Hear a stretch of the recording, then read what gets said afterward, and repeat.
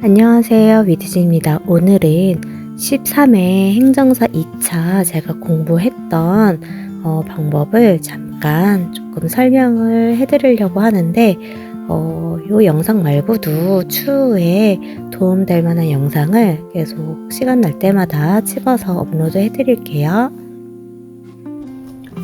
사무관리론 같은 경우에는 제가 이제 본 요약집이 있고 그 다음에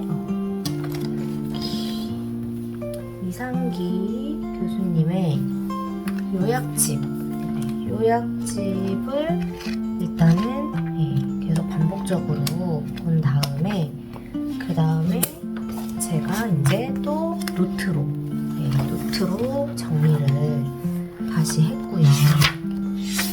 얘도 마찬가지로 계속 반복적으로 본 다음에 그 다음에 이제 마지막 거의 한 열흘 전 시험 열흘 전에는 이렇게 여기다 사무관리론을 그냥 중요하게 암기하고 이런 거를 한번 만들어 봤는데 한 총 몇 장이 나면 하나 둘 넷 다섯 장 다섯 장으로 이렇게 또 다시 한번 정리를 해가지고 얘를 반복적으로 막판에는 이거 한번 보는데 한 1시간 정도 안 걸리게 이렇게 만들어서 이걸 가지고 시험장 가서도 쉬는 시간에 얘로 보는 걸로 그렇게 해서 이제 하도 암기가 안 돼서 사무관리로는 좀 손에 고생을 많이 시켰던 것 같아요.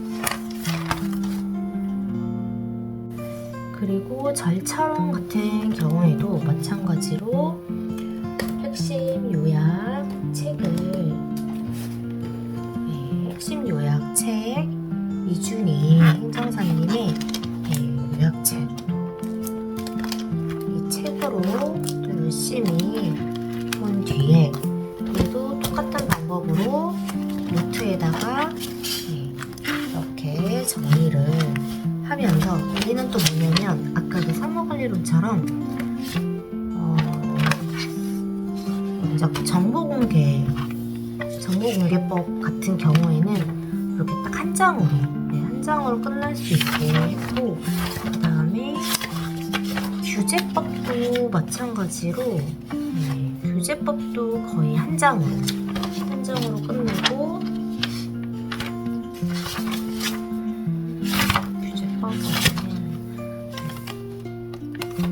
질서, 행위, 규제법도 한 장으로 끝낼 수 있게 그 다음에 행정조사법도 한 장, 조금 안 되죠. 양이 생각보다 많지가 않아서 근데 개인정보법만 두 장으로 정리를 이렇게 해서 암기를 하고 요걸로 계속 무한 반복을 했죠. 그러고 절차론 같은 경우에는 법제처에 들어가시면 이제 관련 법과 시행령을 그냥 뽑아서 한 번씩 조문을 그냥 아예 조문만 또 한 웬만하면은 5번 정도는 보려고 노력을 했어요. 법조문 자체를 왜냐면 저희가 하는 과목 자체가 지금 다 법령을 기반으로 하는 거기 때문에 그렇게 했습니다. 그리고 실무법도 양이 생각보다 많지 않았어요. 실무법 같은 경우에는 양은 그렇게 많지 않은데 다만 심판법에서 사례문제 1번을 놓치면 안 되기 때문에 웬만하면은 기출 있는 이렇게 기출 사례 문제를 좀 반복적으로 좀 봤던 것 같아요. 그래서 어떤 문제가 나와도 논점을 놓치지 않고서는 할 수 있게 그래서 저는 교재가 일단 기본서는 기본적으로 있는데 주로 여기 요약집을 받고 기본서는 필요한 부분만 발췌해서 추가적으로 보는 걸로 그렇게 했거든요. 그래서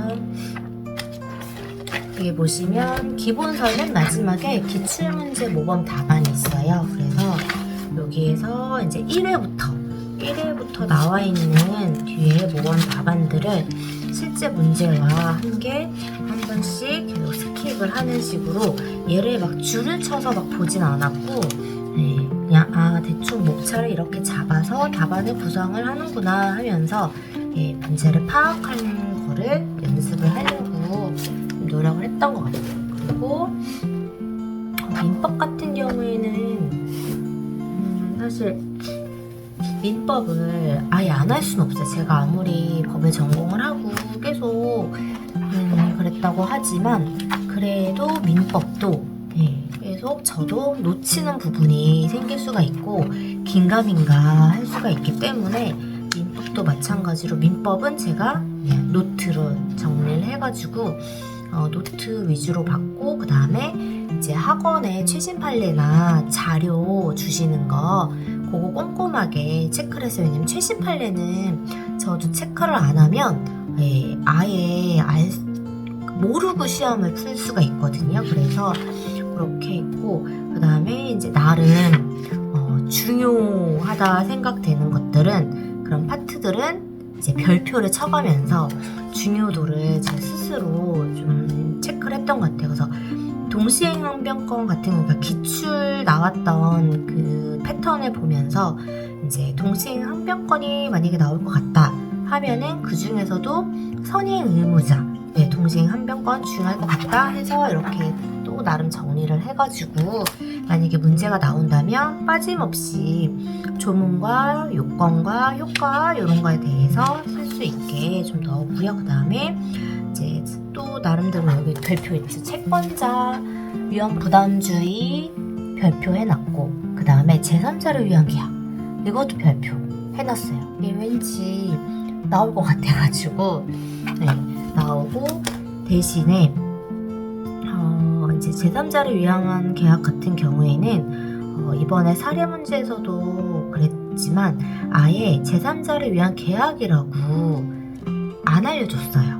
그리고 가불병 이렇게 그냥 사람만 나오고 이게 무슨 법률 관계를 가졌는지를 물어봤기 때문에 그거에 맞는 용어를 정확하게 쓰는 게 중요했거든요. 그래서 갑과 을이 어쩌고 저쩌고 이렇게 쓴다기보다는 요약자 갑, 낙약자 을 이런 식으로 수익자가 병이면 수익자 병 이렇게 앞에다가 누가 어떤 위치에 있는지에 대해서 조금 그걸 명확하게 쓰는 게 점수 획득에 되게 중요하다고 생각을 했고, 그 다음에 갑과 을의 관계도 갑과 을의 계약에서 라고 표현하기보다는 갑과 을의 기본 관계로, 또는 뭐 을과 병의 뭐 원인 관계, 대가 관계 이런 식으로 그 당사자 간의 관계가 제3자의 계약에서 무슨 관계에 해당하는지 그거를 명확하게 써야 되는, 그리고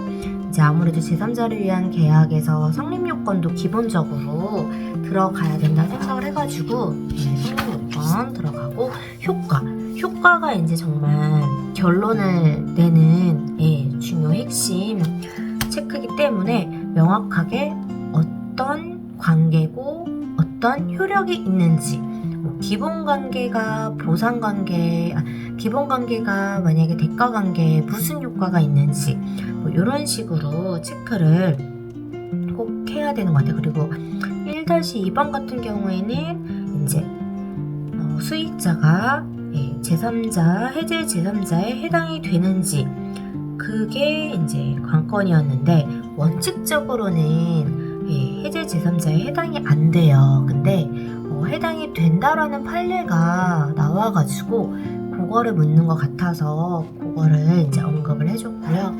그리고 민법에서 이렇게 하고 이제 거의 엄청 중요하다 한 거는 사실 임대차였기 때문에 임대차는 놓칠 순 없어요. 놓칠 순 없고 제 나름대로는 어찌됐건 지금